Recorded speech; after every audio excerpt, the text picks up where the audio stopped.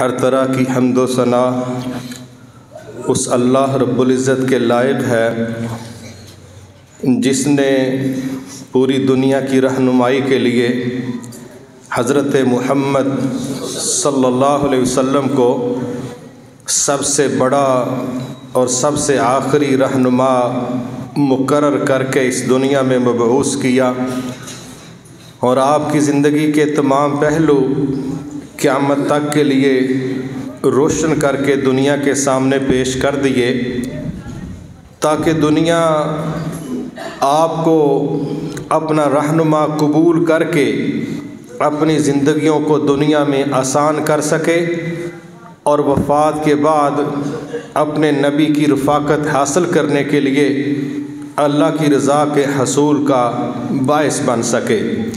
نبی صلی اللہ علیہ وسلم نے فرمایا سب سے بہترین بات اللہ تعالیٰ کی بات ہے، اور سب سے بہترین طریقہ حضرت محمد صلی اللہ علیہ وسلم کا طریقہ ہے۔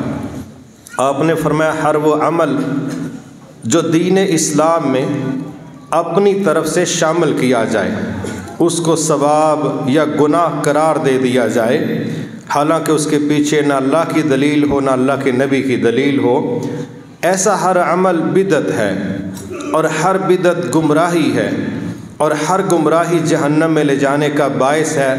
اللہ ہمیشہ ہم سب کو اسے اپنی پناہ میں رکھے۔ آٹومیٹکلی معاشرہ چل تو رہا ہوتا ہے، لیکن مینولی دیکھیں تو اس کے راستے میں کچھ ایسے مسائل کھڑے ہوتے جن کو مینج کرنا، حل کرنا، جب تک اس کی رہنمائی موجود نہ ہو وہ ممکن نہیں ہوتا، اور پھر ہم انفرادی اور اجتماعی سطح پر حادثات کا شکار ہو سکتے۔ اسی لیے اللہ تعالیٰ نے نبی صلی اللہ علیہ وسلم کو ساری دنیا کے لیے رول ماڈل قرار دیتے ہوئے فرمایا لَقَدْ كَانَ لَكُمْ فِي رَسُولِ اللَّهِ أُسْوَةٌ حَسَنَةٌ، البتہ تم لوگوں کے لیے اللہ کے رسول کی زندگی میں بہترین نمونہ ہے، اور یہ ان لوگوں کے لیے ہے جو اللہ سے ملنا چاہتے ہیں اور قیامت کے دن پر وہ ایمان رکھتے۔ وہ نمونہ رویوں کے لحاظ سے بھی ہے، وہ نمونہ عقیدے کے لحاظ سے بھی ہے، وہ نمونہ عبادت کے لحاظ سے بھی ہے، وہ نمونہ ریاضت کے لحاظ سے بھی ہے، سخاوت کے لحاظ سے بھی ہے۔ جو جتنا آپ کو سنے گا، پڑھے گا، سمجھے گا، قبول کرے گا، اتنا ہی زیادہ وہ آپ کو کاپی کر سکے گا، اور جتنا کوئی آپ کو کاپی کرے گا سمجھ لو کہ وہ اپنی دنیا اور آخرت کو بہتر طریقے سے چلانے میں انشاءاللہ کامیاب ہو سکے گا۔ وہ ماڈل جو بعض اوقات اسپیشلی ہر شخص کے لیے رول ماڈل بنتے ہیں اور قبول کرنا چاہیے، ان میں سے آج ایک سفر کا ہم ذکر کرنے لگے ہیں، اور جس سفر پر اللہ کے نبی صلی اللہ علیہ وسلم روانہ ہونے لگے، اس میں سننے والوں کے لیے، پیروکاروں کے لیے، اور بالخصوص داعی حضرات جو اللہ کے دین کی دعوت کا کام کرنے کا دعویٰ کرتے ہیں یا اس میں وہ کسی نہ کسی طریقے سے شامل ہیں، اس سفر میں ان کے لیے بہت زیادہ نصیحتیں، بہت زیادہ اسباق ہیں۔ نبی صلی اللہ علیہ وسلم نے مکہ میں 10 سال کے لگ بھگ دعوت دی، جو وہاں پر آپ کے ساتھ پیش آ رہا تھا آپ نے اس کو برداشت بھی کیا، اللہ کی دی ہوئی حکمت کے تحت اپنے سفر کو جاری بھی رکھا، لیکن سمجھ آئی کہ مکہ کے لوگ اس دعوت کو قبول کرنے کے لیے تیار نہیں۔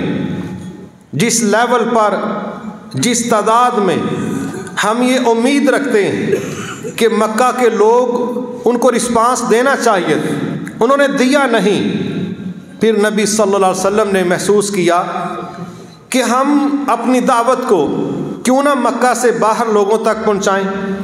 ہو سکتا ہے مکہ سے باہر کچھ زرخیز دل، کچھ نرم طبیعتیں، کچھ خوش نصیب لوگ ہمیں میسر آ جائیں، جو ہماری دعوت کو قبول کرے۔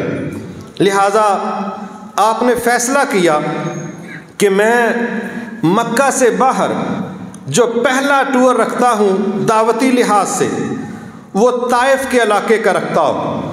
ایک تو طائف میں جو لوگ آباد تھے ان کی مکہ میں رشتہ داریاں بھی تھیں، اور آپ کے باوجداد کے ساتھ بھی ان کا کہیں نہ کہیں سلسلہ جڑتا تھا، اور اس کے ساتھ مکہ کے بعد دفاعی لحاظ سے، تجارتی لحاظ سے، اور بالخصوص اگر دیکھا جائے تو زراعت کے لحاظ سے، موسم کے ٹھنڈے ہونے کے لحاظ سے طائف کو کئی طرح کی فوقیت حاصل تھی۔ آپ نے پھر جب یہ سارا پلان طے کیا تو اب اس میں ایک پرابلم آ رہی تھی کہ کیا میں ٹیم کے ساتھ نکلوں یا اکیلا نکلوں یا چھپ کے نکلوں یا سرعام نکلوں؟ کیوں؟ ہر مسئلے میں اگر کچھ آسانیاں تھیں تو مشکلات اس سے زیادہ تھیں۔ بہرحال آپ نے یہ طے کیا، آپ کا آزاد کردہ غلام زید بن حارثہ، اس کو آپ نے ساتھ لیا اور اس سفر کا آغاز کر دیا۔ طائف موجودہ روڈ کے لحاظ سے دیکھیں تو اس وقت اس کا فاصلہ مکہ سے 65 کلومیٹر ہے، لیکن اس وقت چونکہ سیدھا روڈ نہیں تھا، زگ زیگ بنا کے جس طرح آپ نے طائف پہنچنا تھا وہ سفر 165 کلومیٹر بنتا تھا۔ پیدل کے راستے ضروری نہیں اسی طرح کے ہوں جس طرح کے روڈ کے ہوتے ہیں، یہاں تو فضاؤں میں ظاہراً کوئی رکاوٹ نظر نہیں آتی، لیکن تمام ایئر لائنوں کے طیاروں کا روڈ ہے، یہ نہیں ہے کہ راستے میں کوئی مسئلہ نہیں، آپ جدھر سے مرضی جہاز اڑا دیں، ایسا کھلا ماحول اوپر بھی نہیں ہے۔ تو یہ روٹ جو پیدل کا تھا یہ اس دور میں 165 کلومیٹر کا تھا، اور موجودہ جب انہوں نے سیدھا روڈ نکالا ہے تو یہ 65 کلومیٹر کا سفر بن گیا ہے۔ اب آپ دیکھیں کہ اس وقت سہولیات بے شمار ہیں، پھر بھی 65 کلومیٹر کا سفر، اس دور میں 165 کلومیٹر، اور اگلا مرحلہ کیا ہے؟ سواری نہیں لے رہے کہ اگر میں نے سواری لی تو معاشرہ یہ سمجھے گا کہ کسی خاص منصوبے پر سفر ہے، تو یہیں پر میرے لیے مسائل نہ بن جائیں۔ آپ اپنے غلام، آزاد کردہ غلام زید بن حارثہ کو ساتھ لے کے 165 کلومیٹر والی منزل پر گامزن ہو چکے، تاکہ کسی کو اس پر شک بھی نہ پڑے اور ہم اپنی منزل پر پہنچ جائیں۔ اب آپ سوچ سکتے ہیں کتنے کے وسائل پیدل بندہ ساتھ لے سکتا ہے۔ مجھے پتہ ہے وہ لوگ جو اللہ کے راستے میں نکلتے، جب ان کے بیگ میں کھانے پینے کی چیزیں ہوتی، بڑا تھوڑا سا سامان، تھوڑا ڈرائی فروٹ ہو گیا، کھجوریں ہو گئیں، تھوڑا سا شہد ہو گیا، اور باقی توقع یہی ہے کہ راستے میں چشموں سے پانی پئیں گے، اور پھر وہ خوفناک ترین سفروں پر روانہ ہو جاتے ہیں، اور پھر وہ کہتے ہیں کہ خوراک ہمارے پاس 3 دن کی تھی، لیکن ہم اپنی منزل تک 10 دنوں میں 15 دنوں میں پہنچے، اور جس طرح ہم نے سروائیو کیا وہ ہم ہی جانتے ہیں۔ پیدل بندہ کتنا بھی سامان اٹھا سکتا ہے۔ آپ بہرحال وہاں سے نکلے، اب آپ طائف چلے گئے ہیں۔ طائف میں 3 بھائی، 3 قبیلوں کے سردار ہیں۔ نبی صلی اللہ علیہ وسلم نے ان تینوں میں سے ایک کو جا کے اپنے دین کی دعوت پیش کی۔ اس بندے نے 2 ٹوک انکار کر دیا، کہتا نہیں ہم آپ کی دعوت کو قبول نہیں کرتے۔ دوسرے کے پاس گئے، اس نے ماحول بڑا تباہ کن بنوا دیا۔ تیسرے کے بھی پاس گئے، اس نے بھی آپ کی دعوت کو قبول نہیں کیا۔ آپ نے ان تینوں کو ایک بات کہی تھی کہ سنو، تم نے میری دعوت کو قبول نہیں کیا، بس اتنا کرنا کہ یہ انکار میڈیا میں لانچ نہ کر دینا، یہ انکار معاشرے کو نہ بتا دینا کہ آئے تھے محمد صلی اللہ علیہ وسلم اور ہم نے ان کی دعوت کو رد کر دیا۔ اتنی میری بات مان لو کہ اس بات کو باہر وائرل نہ کرنا، کیونکہ آپ کو خدشہ تھا کہ جب یہ بات مکہ والوں تک پہنچے گی تو ان کا رد عمل تو پہلے سے زیادہ خطرناک ہوگا۔ وہ جب یہ سمجھیں گے کہ اب تو باہر سے بھی ان کو کوئی سپورٹ نہیں ہے، اندر سے پہلے ہی نہیں تھی، وہ تو اور بہادر ہو جائیں گے، ان کے ظلم کا سلسلہ بڑھ سکتا ہے۔ آپ اتنا کرنا کہ اس بات کو وائرل نہ کرنا۔ لیکن وہ کہاں رکنے والے تھے، انہوں نے پھر وہ سلوک کیا جس پر صحیح بخاری شریف میں اماں جی عائشہ رضی اللہ تعالیٰ عنہ فرماتی کہ میں نے سوال کیا، اے اللہ کے نبی صلی اللہ علیہ وسلم، کیا آپ کی زندگی میں احد کے دن سے زیادہ کوئی صدمے والا دن گزرا ہے، کوئی تکلیف والا، پریشانی والا، دکھی دن گزرا ہے؟ کہنے لگے ہاں عائشہ، آپ کی قوم کی طرف سے مجھے بڑے بڑے صدمات پہنچے ہیں، لیکن میری زندگی میں طائف سے بھی زیادہ جو دن صدمے والا تھا، تکلیف والا تھا، وہ طائف کا دن تھا۔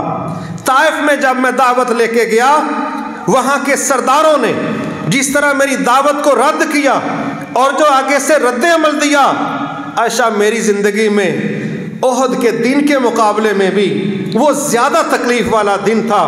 حالانکہ آپ کمپیریٹیولی اس کو دیکھیں، احد کے دن میں کتنے بڑے نقصانات سامنے آئے۔ آپ کمانڈر ان چیف ہیں، آپ اس قدر شدید زخمی ہوئے کہ افواہ پھیل گئی کہ آپ تو شہید ہو گئے ہیں، اور وہاں یہ ماحول بن گیا۔ ایک طبقے نے یہاں تک کہہ دیا جب اللہ کے نبی دنیا میں رہے نہیں، اب ہم نے لڑ کے کیا کرنا ہے، اب جنگ کو جاری رکھنے کی کیا ضرورت ہے؟ اور دوسرا طبقہ کہنے لگا جس مشن پر اللہ کے نبی نے جان دے دی ہے، ہمارا حق بنتا ہے ہم بھی اسی مشن پر جان دے دیں۔ جب اللہ کے نبی نہیں رہے، اب ہم نے اس دنیا میں رہ کے کرنا کیا ہے؟ یہ ماحول تھا وہاں پر۔ 70 جانساروں کی لاشیں زمین پر پڑی، اور منظر ایسا بنا ہوا ہے، کوئی فتح نہیں کہہ سکتا، کوئی شکست نہیں کہہ سکتا۔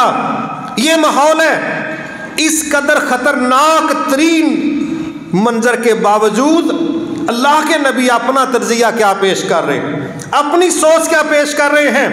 وہ 70 لاشوں کو، اپنے زخمی ہونے کو، فتح کو شکست میں بدلنے کے منظر کو، سب کو پس پشت ڈال کے کہتے ہیں عائشہ میری زندگی میں احد سے بھی زیادہ اگر کوئی دکھی دن تھا، وہ طائف کا دن تھا۔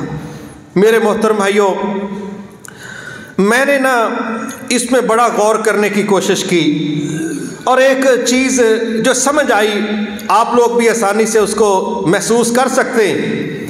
ہم ایک جملہ بولتے ہیں کہ تلوار کے زخم مٹ جاتے، ہلکے نشان باقی رہتے، وہ درد بھی مٹ جاتے، لیکن جو زبان کے زخم ہیں، جو لہجوں کے زخم ہیں، جو الفاظ کے زخم ہیں، وہ جب کاٹتے ہیں، ان کے ساتھ جو روح کی بلیڈنگ ہوتی ہے، ان کے ساتھ جو جسم ٹوٹتا ہے، ان کے ساتھ جو اعصاب شکن ماحول بنتا ہے، ان کے ساتھ بندہ جب اندر سے ریزہ ریزہ ہوتا ہے، اس کو جسم کے زخموں کے مقابلے میں اللہ کے نبی بھی کہہ رہے ہیں کہ وہ جو زخم انہوں نے دیے تھے، وہ جو انکار کیا تھا میری دعوت کا، وہ جو مجھے مایوس لٹایا تھا، عائشہ میری زندگی میں وہ 70 لاشیں، اپنا جسم کا زخمی ہونا، اس کے مقابلے میں میرا تجزیہ یہ ہے، میری فیلنگز یہ ہیں کہ جو تکلیف مجھے طائف کے دن ہوئی تھی، وہ تکلیف تو مجھے احد میں بھی نہیں ہوئی۔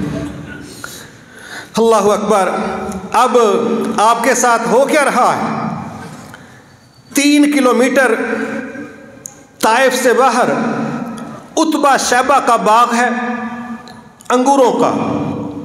آپ کے پیچھے فضول قسم کے لڑکے طائف کے سرداروں نے لگا دیے۔ ایک روایت میں تو آتا ہے وہ ظالم راستے کے دونوں طرف لائنیں بنا کے بیٹھ گئے اور پتھر باقاعدہ جمع کر لیے، اور آپ گزر رہے تھے اور آپ کے جسم مبارک پر پتھروں کی برسات ہو رہی تھی، کوئی ادھر سے، کوئی ادھر سے، کوئی آگے سے، کوئی پیچھے سے۔ اور حضرت زید بن حارثہ کبھی آپ کی بیک پر آ کے دفاع کرتے، کبھی آپ کے فرنٹ پر آتے، کبھی دائیں کبھی بائیں، لیکن پتھر تھے کہ تعداد بہت، سیکیورٹی میں بندہ سنگل ہے، اور سیکیور کرنے والا اپنے سر کو زخمی کروا بیٹھا، اپنا اس کا چہرہ زخموں سے چور ہے، خون بہہ رہا ہے، سر پھٹ گیا، بیچارہ چاروں طرف نبی صلی اللہ علیہ وسلم کو دوڑ دوڑ کے پتھروں سے بچانے کی کوشش کرتا ہے۔ ہم نے یہاں محبتیں کی ہیں باتوں میں، ہم نے یہاں تذکرے کیے شعروں میں، لیکن جب پتھروں کی برسات ہو، اپنے جسم کو فرنٹ پہ کھڑا کر کے کسی کو سیکیور کیا جائے، اور یہ کوئی ایک دو پتھر کی بات نہ ہو، 3 کلومیٹر کا فاصلہ تھا جب آپ پر پتھر برسائے جا رہے تھے، اور آپ کا آزاد کردہ غلام آگے پیچھے دائیں بائیں دوڑ دوڑ کے آپ کو محفوظ کرنے کی کوشش کر رہا تھا۔ اور یہاں میں یہ بات ضرور کہنا چاہتا ہوں کہ بالاتفاق تمام روایات جس پر متفق ہیں وہ یہ تھیں کہ اتنا خون بہا کہ آپ کے جوتے آپ کے پاؤں کے ساتھ خون کی وجہ سے چمٹ گئے تھے، جڑ گئے تھے۔ ذرا سوچو تو صحیح، بیک پر آپ دیکھیں تو یہاں اعصاب زیادہ ہیں، گوشت زیادہ ہے، کس قدر پتھر پڑے ہوں گے، کس قدر سنگباری ہوئی ہوگی کہ گوشت پھٹ گیا اور خون بہا، اور اتنا بہا کہ آپ کے جوتے آپ کے پاؤں کے ساتھ جڑ گئے، بڑے پتھر پڑے، بڑے زخم آئے۔ ایک روایت میں آتا ہے کہ آپ ان زخموں کی وجہ سے کبھی کبھی زمین پر بیٹھ ہی جاتے، چل نہیں سکتے تھے، اتنے زخم، اتنے پتھر، آپ تھک کے بیٹھ جاتے، اور وہ ظالم بھی رک جاتے، جب آپ چلتے دوبارہ پتھر پھینکنا شروع ہو جاتے۔ یہ 3 کلومیٹر کا سفر اس اللہ کے نبی نے کیا۔ کوئی زمینوں کی ملکیت کا کیس نہیں تھا، کوئی جاب نہیں تھی دنیا کی، کوئی دنیا میں معاشی گراف بلند کرنے کی سوچ نہیں تھی، کوئی شہرت مسئلہ نہیں تھا، کوئی اقتدار مسئلہ نہیں تھا، ایک ہی بات تھی، اللہ اکبر، کہ میرے رب کا پیغام یہ قبول کر لیں، توحید پر آ جائیں، اسلام پر آ جائیں، ذاتی کوئی مفاد نہیں، ذاتی کوئی ایشو نہیں۔ 3 کلومیٹر کا فاصلہ طے کیا، آگے عتبہ شیبہ کا باغ ہے، اللہ اکبر، وہاں پر آپ انگوروں کی بیل کے نیچے آرام کرنے کے لیے رکے، تو یہاں سے پھر وہ طائف کے لوگ واپس گئے اور یہ پتھروں کا سلسلہ رکا۔ اب آپ بیٹھے ہی ہیں تو عتبہ شیبہ کا ایک غلام ہے عداس، یہ عراق کا شہر نینوا ہے، وہاں کا رہنے والا تھا، یہ ان کا نوکر ہے، غلام ہے۔ تو عتبہ شیبہ نے کہا کہ یہ انگور لے جاؤ اور اس بندے کو جا کے کھلاؤ۔ بعض روایتوں میں آتا ہے کہ پانی کا پیالہ تھا۔ بہرحال وہ عداس نامی عیسائی جب وہ پیالہ لے کے آپ کے پاس آیا، یا وہ انگور تھے وہ لے کے آیا، تو آپ نے وہ کھانے پینے سے پہلے پڑھا بسم اللہ۔ وہ عداس کہنے لگا کہ آپ نے یہ کیا جملہ بولا ہے؟ تو آپ نے جواب دینے کی بجائے سوال کیا، کہا تو کون ہے اور کہاں سے ہے؟ اس نے کہا عداس میرا نام ہے، عیسائی ہوں، نینوا کے علاقے سے ہوں۔ آپ نے کہا اچھا، یونس بن متا کے علاقے کے ہو؟ وہ کہنے لگا کہ آپ کون ہیں اور آپ یونس کو جانتے ہیں؟ آپ نے کہا ہاں، وہ بھی اللہ کا نبی تھا، میں بھی اللہ کا نبی ہوں، نبی آپس میں بھائی بھائی ہوتے۔ جب یہ بات آپ نے کی، عداس نے فوری طور پر آپ کے ہاتھ چومے اور کہنے لگا مجھے اپنی دعوت پیش کریں، اپنی سوچ، اپنا نظریہ پیش کریں۔ ایک وہ بدبخت ہیں جن کے پاس اب چل کے گئے، پلان کے ساتھ گئے، اور ایک یہ خوش نصیب ہے بائی دا وے ملاقات ہو رہی ہے اور اللہ اس بندے کی جھولی میں ایمان رکھ رہا ہے۔ اس نے آپ کی دعوت سنی، فوری طور پر قبول کر لی۔ جب وہ واپس پلٹا تو عتبہ شیبہ کہنے لگے لگتا ہے تجھ پر بھی اس بندے کا جادو ہو گیا، بچ کے رہنا، تیرا دین اس کے دین سے بہتر ہے۔ تو عداس کہنے لگا نہیں نہیں، اس وقت اس زمین پر اس بندے سے بہتر بندہ ہی کوئی نہیں ہے، یہ اللہ کا رسول ہے، وہ سچا ہے، اور میں اسلام قبول کر چکا ہوں۔ اب یہاں سے آپ آگے چل رہے ہیں، طائف سے تقریباً 80 کلومیٹر جب آپ ایک سائڈ پر نکلے، کیونکہ اب آپ کا پروگرام تھا کہ میں دائیں بائیں بھی کوئی دعوت کی کوشش کروں، زخموں سے ٹوٹے بکھرے پڑے ہیں مگر حوصلہ نہیں ہار رہے، اور ایک جگہ پر آئے، وہاں پر نبی صلی اللہ علیہ وسلم نے خود اس واقعہ کو بیان کیا، کہتے ہیں میں نے فضاؤں سے آواز سنی، میں نے فضاؤں میں دیکھا تو مجھے کیا نظر آیا؟ جبرائیل علیہ السلام فضاؤں میں ہیں اور مجھے کیا کہہ رہے ہیں؟ کہتے ہیں اے محمد صلی اللہ علیہ وسلم، جو کچھ آپ کے ساتھ ہوا ہے وہ آپ کے رب نے دیکھ لیا ہے، ہم نے بھی دیکھ لیا ہے، اللہ تعالیٰ نے میرے ساتھ پہاڑوں کا فرشتہ بھیجا ہے، آپ ذرا ان سے ملیے، یہ آپ سے میٹنگ کرنا چاہتے ہیں۔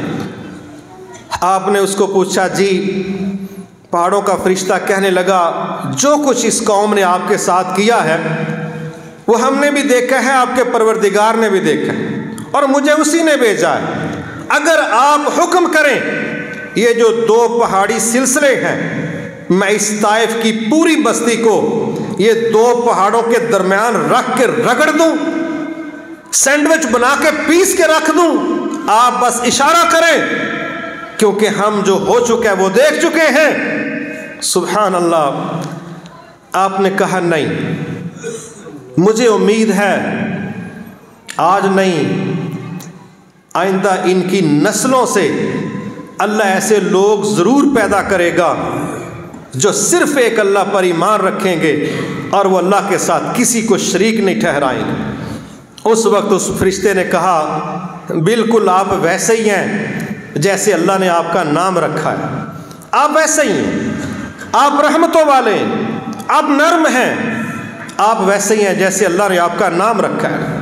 یہاں سے چل رہے ہیں، تھوڑا آگے آئے، آپ کو تو نہیں پتا لیکن آپ ایک جگہ بیٹھے قرآن مجید کی تلاوت کر رہے، وہاں 7 جن جو حدیث سے پتہ چلتا ہے انہوں نے آپ کا قرآن مجید کا کلام سنا، اور وہ سن کے تو اپنی قوم کی طرف وہ گئے اور ان کو بتایا کہ اس طرح اللہ کا رسول آ چکا ہے، ان کی یہ دعوت ہے، یہ کلام ہم نے سنا ہے، شرارتوں سے باز آ جاؤ ورنہ جہنم میں جلائے جاؤ۔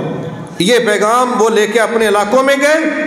آپ کو اللہ تعالیٰ نے پھر وحی کے ذریعے بتلایا کہ اس طرح جنوں کی ایک جماعت آپ کے پاس حاضر ہوئی تھی، طائف سے تو بندہ کوئی نہیں ملا، راستے سے انسانوں میں سے عداس ملا، اور وہ مخلوق جو کسی کے تابع نہیں ہے، متحد ہی نہیں ہے، قوت ہے، طاقت ہے، اللہ نے اس میں سے بھی آپ کو ایک جماعت عطا فرما دی، وہ آپ پر اسلام لا چکے، قبول کر چکے۔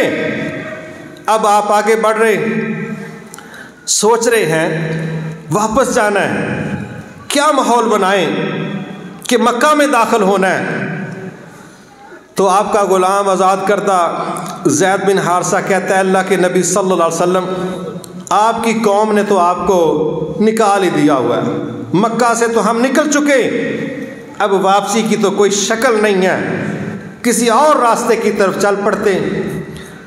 آپ نے ان حالات کے باوجود اللہ کے حوالے سے کہا زید میرا رب ضرور ہمیں راستہ دے گا، ضرور راستہ دے گا۔ حیرانگی والی بات ہے، نظر آ رہا ہے کہ مکے میں داخلہ بین ہو گیا اور آپ کہہ رہے ہیں کہ میرا رب ضرور راستہ دے گا۔ کوئی شک نہیں، مایوس لوگوں کے راستے بند ہوتے ہیں، پر امید لوگوں کو اللہ دروازے کھول کے دیتا ہے۔ یہ زندگی کے تمام شعبوں میں اصول ہے۔ اسلام نے ہمیشہ برے سے برے حالات میں کہا رب سے بدگمانی نہیں کرنی، رب پر شک نہیں کرنا، بس یہ دیکھو تمہارا کام صحیح ہے، تمہاری سمت درست ہے، تمہاری نیت درست ہے، پھر وقت بھی لگے گا، زخم بھی لگیں گے، حالات بھی بہت بہتر ہو سکتے ہیں، لیکن یہ جو اللہ کا پروسیس ہے یہ سب کو بھگتنا پڑتا ہے، لیکن اللہ سے کبھی مایوس نہیں ہونا۔ بڑے بڑے مشکل حالات آتے، لیکن جو بندے اللہ پر توکل کر کے، اپنی کمی کوتاہیوں کی اصلاح کر کے، اپنے ٹریک کی صحیح سمت طے کر کے رب پر توکل کر کے چلتے ہیں اللہ ان کو منزلیں دے ہی دیتا ہے منزلیں۔ آپ نے مکہ کے قریب پہنچ کے 3 لوگوں کو پیغام بھیجا کہ میرا مکہ میں داخلہ بند ہو گیا، اب آپ میں سے کوئی ہے جو مجھے پناہ دے، کیونکہ میں تو مکہ میں داخل نہیں ہو سکتا۔ انہوں نے جواب دے دیا ہمارا یہ مسئلہ ہے، ہمارا وہ مسئلہ ہے۔ پھر ایک بندہ تھا محتم بن عدی، آپ نے اس بندے کو پیغام بھیجا جو معاہدہ چاک کیا گیا تھا شیب ابی طالب والا، اس کے چاک کروانے میں ان کا بھی کردار تھا۔ اور ابو طالب نے ان کو ایک دفعہ یہ بات سمجھائی تھی کہ وہ تم بتاؤ جب بھی تمہیں ضرورت پڑی ہے کیا میں نے تیرے اوپر سایہ نہیں کیا، تیرا ساتھ نہیں دیا؟ اور آج تم لوگوں نے رویے بدل لیے، یہ مہذب لوگوں کی نشانی نہیں ہے۔ یہ بات ان کے علم میں تھی، لہٰذا جب اس بندے کو پیغام پہنچا تو نبی صلی اللہ علیہ وسلم کی طرف یہ بندہ اپنے بیٹوں کو لے کے نکل پڑا اور آپ کو مکہ سے باہر جا کے وصول کیا اور کہنے لگا میں آپ کو پناہ دیتا ہوں اور اپنی پناہ میں مکہ لے کے جاؤں۔ جب وہ آپ کو لے کے مکہ کی طرف روانہ ہوا، اس کے بیٹے اور وہ آپ کے چاروں طرف تھے۔ آپ جب مکہ میں داخل ہوئے تو کچھ لوگوں کو شک گزرا کہ ایک بندہ اور گیا، یہ بھی ہمارے ہاتھوں سے نکل گیا۔ تو انہوں نے کہا کہ میں نے محمد کا دین قبول نہیں کیا صلی اللہ علیہ وسلم، میں نے بس ان کو پناہ دی، اور کوئی بندہ ان سے چھیڑخانی نہ کرے، وہ اپنے انجام کو یاد رکھے۔ یہ بات کر کے وہ آگے بڑھے، بیت اللہ پہنچے، نبی صلی اللہ علیہ وسلم نے وہاں پر طواف کیا، نماز پڑھی، اور اس کے بعد وہ اپنے گھر میں تشریف لے آئے۔ یہ ایک وہ مرحلہ تھا جس میں سے رسول اللہ صلی اللہ علیہ وسلم گزرے۔ یہ سفر ایک طرف تو جسمانی زخموں والا تھا، اس سے بڑھ کے روحانی زخموں والا تھا، لیکن اللہ کا جو نظام ہے ان مع العسر یسرا، ہر تنگی کے ساتھ آسانی ہے، تو اللہ تعالیٰ نے پورا ٹور زیرو نہیں رکھا، ایک بندہ دے کے زیرو کا ڈیجٹ ختم کروایا، جنوں کی ایک ٹیم دے کے مزید اضافہ فرمایا، اور پیشکش بھی کی آپ چاہیں تو ہم بدلہ لے کے قوم کا ملیامنٹ کر دیتے ہیں۔ لیکن آپ کا جو رویہ تھا وہ ساری دنیا کے سامنے ایک مثال۔ یہاں میں چند چیزیں آپ کے سامنے شیئر کرنا چاہتا ہوں، اللہ تعالیٰ ہم سب کو اس کا فہم عطا فرمائے اور صحیح معنوں میں ہمیں اس کو کاپی کرنے کی توفیق عطا فرمائے۔ دنیا میں بطور مسلمان ہم سب اللہ کے دین کی دعوت کے پابند ہیں، ذمہ دار ہیں، ہم اس میں اللہ کے غلام ہیں۔ ہم پر یہ فرض عائد ہوتا ہے کہ ہم اللہ کے دین کی دعوت کا کام سبھی کریں۔ کتنے چھوٹے لیول پر اللہ کے نبی صلی اللہ علیہ وسلم نے سمجھا دیا تھا، فرمائے گا بلغ عنی ولو آیہ، میری طرف سے اگر کسی بندے کو ایک آیت پہنچی ہے، ایک بات پہنچی ہے، تو میرا آرڈر ہے، میرا حکم ہے، اسے لوگوں تک پہنچاؤ۔ میرے محترم بھائیوں، اس وقت پوری دنیا میں اسلام کے خلاف کس قدر محاذ آرائی ہے۔ میں بہت دفعہ یہ گزارش کر چکا ہوں کہ اسلام کے خلاف بین الاقوامی سطح پر جو کوششیں کاوشیں ہیں، یہ پرائیویٹ سیکٹر میں کم، ریاستی لیول پر زیادہ ہیں۔ اسٹیٹس کام کرتی ہیں، حکومتیں کام کرتی ہیں اسلام کو ختم کرنے کے لیے، مگر اسلام کی ترویج کے لیے، اسلام کو آگے لے جانے کے لیے اسٹیٹ لیول پر مسلمانوں کا یہ کردار نہیں۔ اس کو گرانے والے اسٹیٹ لیول پر کام کرتے ہیں اور اس کو کھڑا کرنے والے پرائیویٹ سیکٹر پر کام کرتے۔ لیکن ہمارا یہ وہ جرم ہے جس کے بے شمار نقصانات ہم اپنی انفرادی اور اجتماعی زندگی میں دیکھ رہے۔ مثلا نبی صلی اللہ علیہ وسلم نے فرمایا تم لوگ ضرور نیکی کی دعوت دو گے اور برائی سے روکو گے، اگر یہ کام نہیں کرو گے وہ وقت آ جائے گا تم دعائیں کرو گے، اللہ تمہاری دعا کو قبول ہی نہیں کرے گا۔ جتنی مرضی ہم نمازیں پڑھیں، روزے رکھیں، سب کچھ کریں، یہ ہمارے پرسنل معاملات ہیں۔ سوسائٹی کو، معاشرے کو، امت کو، مد مقابل دشمنوں کو، سب کو مینج کرنا، فیس کرنا، ڈیل کرنا، ہر لیول پر اپنے حصے کا کردار ادا کرنا، یہ اللہ کے نبی کے پیروکاروں کی ذمہ داری۔ مگر ماشاءاللہ ہمارے ہاں ایک ہندوانہ ڈویژن موجود ہے کہ یہ تو جی چند دین کے طالب علموں کا، مدرسوں کے علماء کا، یہ ان کا کام ہے، اجتماعی طور پر ہم سب کا کام نہیں۔ اس کا پھر ہم نقصان دیکھتے ہیں۔ اللہ اکبر، پاکستان میں اس وقت کس لیول کی یلغار ہو چکی، کس قدر فتنے یہاں پر پینیٹریٹ کیے جا رہے۔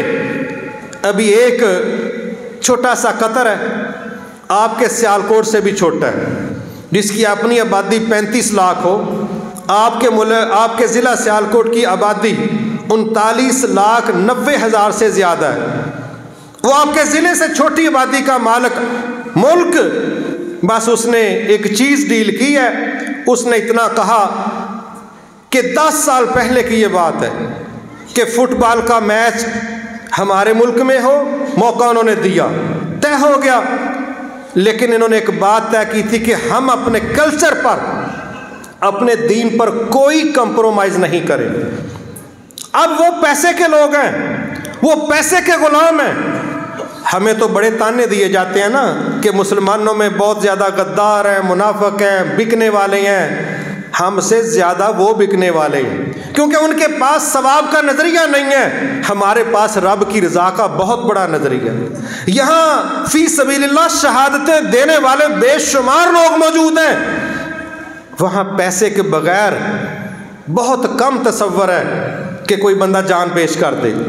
لیکن قطر نے جب یہ بات کہی کہ بھائی یہ گندے لوگ ہم جنس پرست، بجائے اس کے کہ وہ اپنی دعوت دیں، ان کا کوئی جھنڈا، کوئی نعرہ، کوئی سلوگن ہمارے اسٹیڈیم میں، ہماری سڑکوں پر ہم برداشت نہیں کریں۔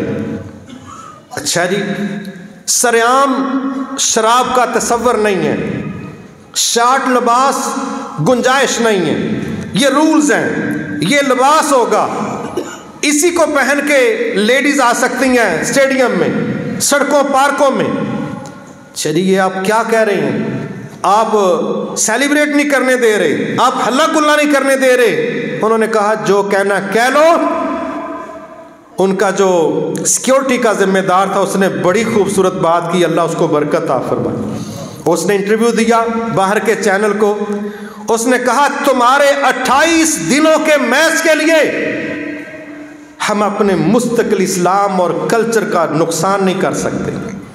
تم 28 دنوں کے لیے آئے ہو، ہم تا حیات دین پر چلنے والے، ہمارا اپنا کلچر ہے، ہماری کیا حیثیت رہ جائے گی، کیا جڑیں ہوگی ہماری اگر ہم تمہارے 28 دنوں کے پیکج کو دیکھ کے اپنے مستقل دین کو ڈیمیج کر دیں، ہماری کیا حیثیت؟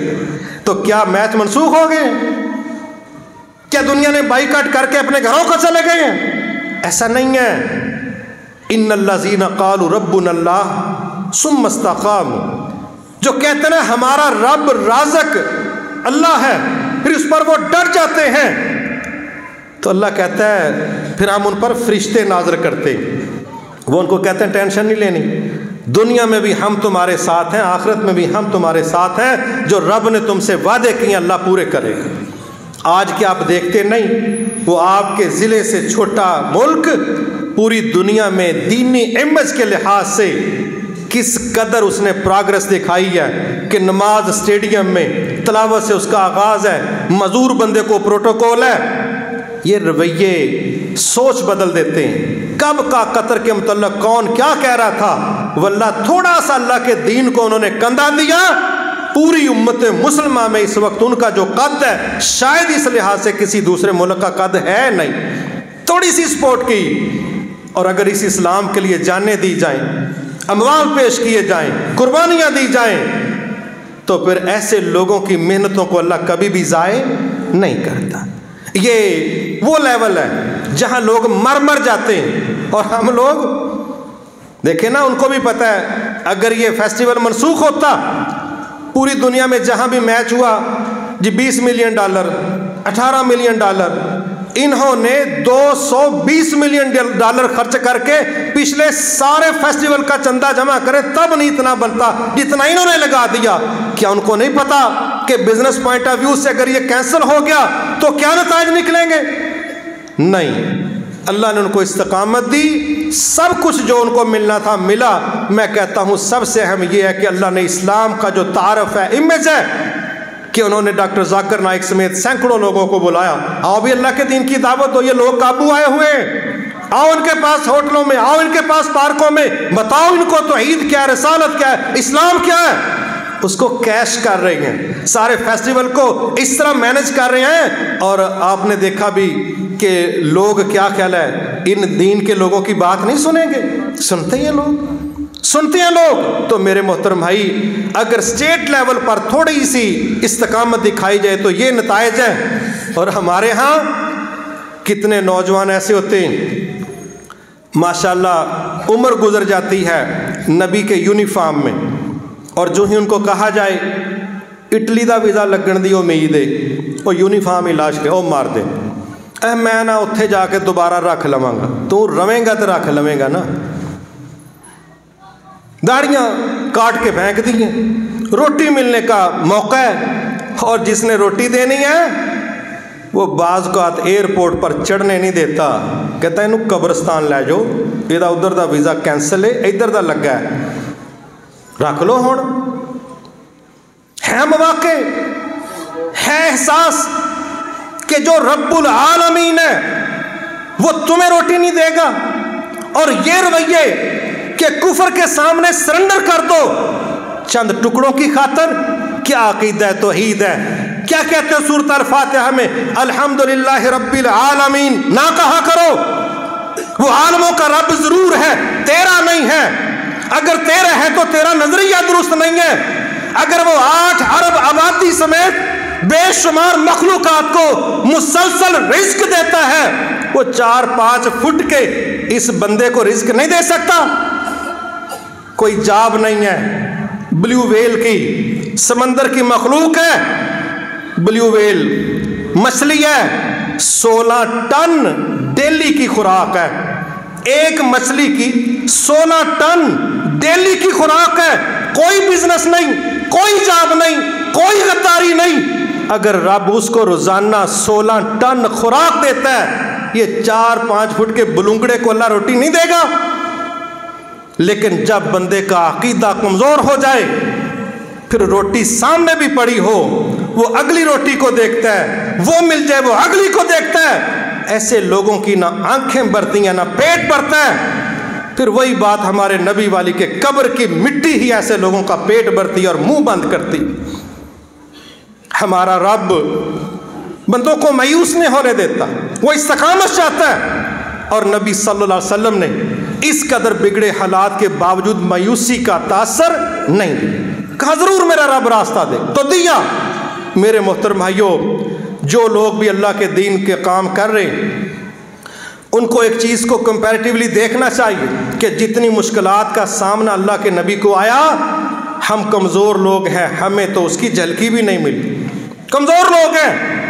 مگر اللہ نہ کرے اگر مسائل بن جائیں تو میرے پاس ایک بھائی تشریف لایا کافی دن پہلے، جب ہم نے یہ کامیاب شخصیت کورسز شروع کیے تو کہتا ہے میرا 25 سال کا تجربہ ہے اور یہ فیلڈ میں کام کر رہا ہوں، لیکن ایک مسئلہ بڑا ہے۔ میں نے کہا کیا؟ کہتا ہے لوگ تنگ بڑا کرتے ہیں۔ میں نے کہا یہ مشن کن کا ہے؟ کہتا ہے نبیوں کا ہے۔ میں نے کہا نبیوں والا حوصلہ نہیں ہے تو یہ پنگا لینے کی ضرورت ہی نہیں ہے۔ اگر اس کام میں اترنا ہے، اس فیلڈ کو جوائن کرنا ہے تو حوصلے نبیوں والے ہوں گے تو سروائیو کرو گے، ورنہ خود بھی گرو گے، کئی سواروں کو گراؤ گے۔ اس جرت اور استقامت کے ساتھ چلو جس میں خون بہتا ہے بہہ جائے، مال لٹتا ہے لٹ جائے، دنیا کی سہولتیں ختم ہوتی ہیں ہو جائیں۔ جو رب ساری کائنات کو چلاتا ہے بس اس کی نوکری صحیح کرو، تمہارا ضمیر مطمئن ہو، تمہارا رب مطمئن ہو، باقی چیزوں کی کوئی بنیاد اور کوئی وجہ نہیں ہے۔ سب کچھ دیتا ہے۔ آئیے ہم بھی دعوت کے میدان میں ایسا صبر رکھیں۔ بعض اوقات ہم کسی بندے کو 2-4 دفعہ اللہ کے دین کی دعوت دے کے کیا کہتے ہیں؟ 70 وریوں دا دماغ کھادا ہے پر موراں لگیاں نے دلاں تے، اے نہیں ٹھیک ہونے، انہاں دا بیڑا غرق ہو چکا ہے، پکے مشرک نے، پکے منافق نے، پکے جہنمی نے۔